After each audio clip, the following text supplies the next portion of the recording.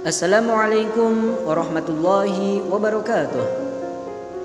Nabi Muhammad SAW pernah bersabda, 7 golongan yang dinaungi Allah dalam naungannya pada hari di mana tidak ada naungan kecuali naungannya.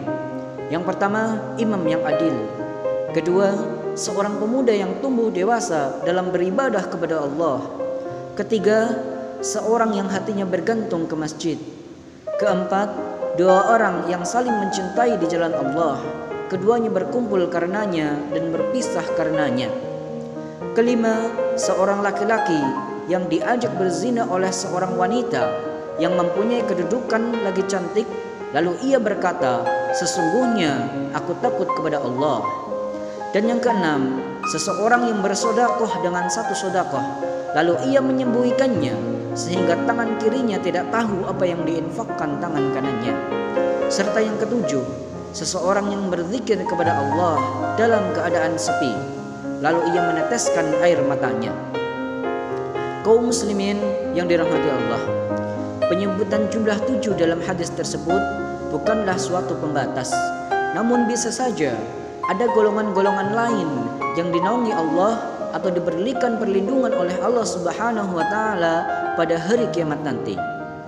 Kedudukan hadis ini sangatlah penting agar kaum muslimin dapat melaksanakan amalan-amalan yang terkandung di dalamnya, sehingga kita dapat memperoleh perlindungan dan naungan Allah Subhanahu wa taala pada hari kiamat nanti. Pada hari kiamat nanti, manusia sangat membutuhkan perlindungan Allah Subhanahu wa taala. Pada hari itu, mereka dikumpulkan di tempat yang lapang dan luas. Tidak ada naungan apapun juga kecuali naungan dari Allah Subhanahu wa taala.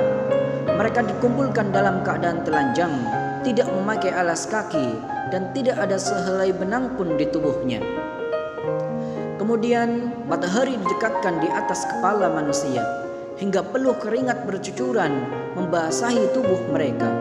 Sebagian manusia ada yang terendam sebatas mata kakinya, ada juga yang terendam sebatas lututnya, ada yang sampai pinggangnya, ada yang sampai pundaknya, bahkan ada yang sampai ke mulutnya. Keadaan mereka ini sesuai dengan amalan-amalan mereka.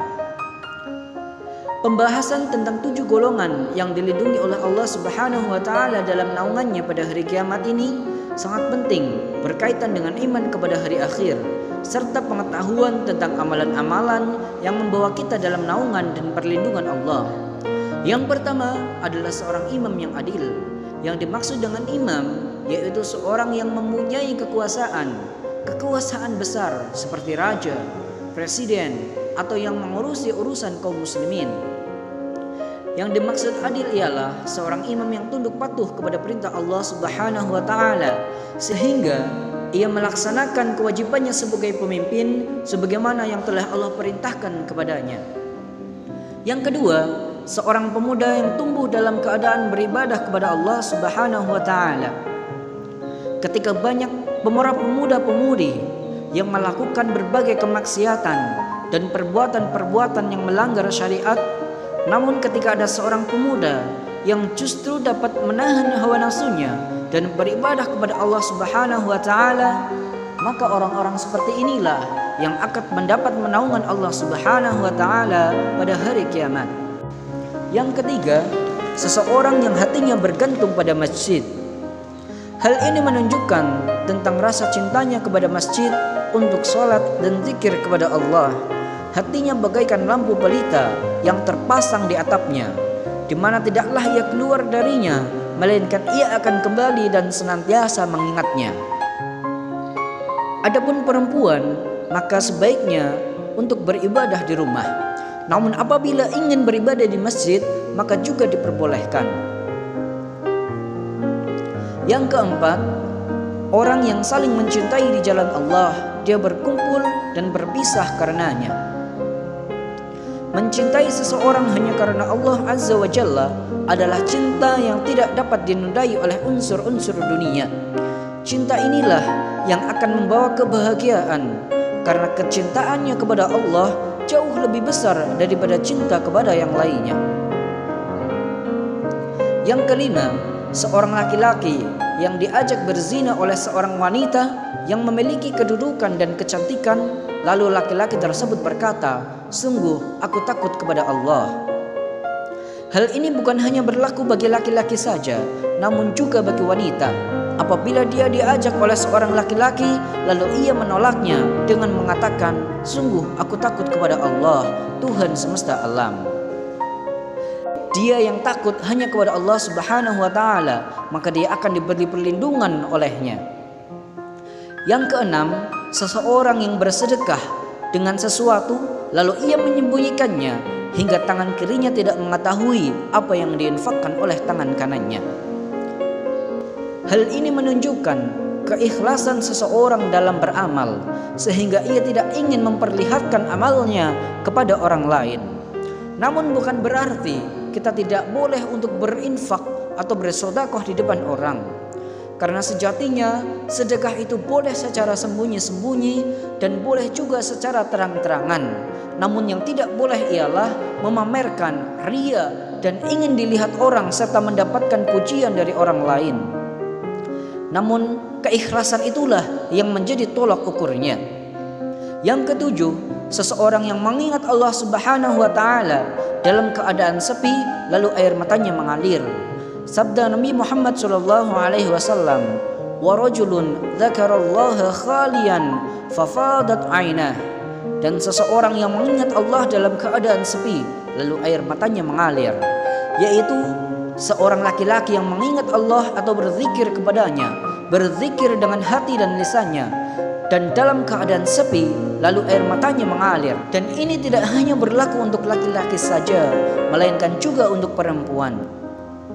Penyebutan syarat dalam keadaan sepi di sini karena di saat itu sangat jauh dari perbuatan riya. Tentang mengalir air matanya karena takut kepada Allah terdapat beberapa keutamaan, di antaranya tidak disentuh oleh api neraka. Nabi sallallahu alaihi wasallam bersabda, "Ainani la tamassuhuman nar, ainun bakat min khasyatillah wa ainun batat tahrusu fi sabilillah." Ada dua mata yang tidak disentuh oleh api neraka, yaitu mata yang menangis karena takut kepada Allah dan mata yang begadang karena menjaga peperangan di jalan Allah. Berzikir, mengingat Allah Subhanahu wa Ta'ala, baik dengan membaca zikir, doa, maupun bangun untuk sholat di tengah malam, harus sesuai dengan yang dicontohkan oleh Rasulullah Sallallahu Alaihi Wasallam. Semoga kita semua termasuk orang-orang yang mendapatkan naungan Allah Subhanahu wa Ta'ala baik di dunia maupun di akhirat nanti. Amin amin ya rabbal alamin. An Abi Hurairah radhiyallahu anin Nabi sallallahu alaihi wasallam, "Sab'atun yudhilluhumullahu fi dhillih yawma la dhilla illa dhilluh, al-imamul 'adil, wa syabun nasha'a bi'ibadatillah, wa rajulun qalbuhu mu'allaqun fil masajid, wa rajulani tahabba fillahi ijtama'a 'alaihi wa tafarraqa 'alaihi, wa rajulun da'athum ra'atun dhatu mansibin wa jamal faqala inni akhafu Allah, wa rajulun tasaddaqa bi sadaqah fa akhfaha hatta la ta'lama shimaluhu ma tunfiqu yaminuhu, wa rajulun dzakarallaha khaliyan fa fadat 'ainah."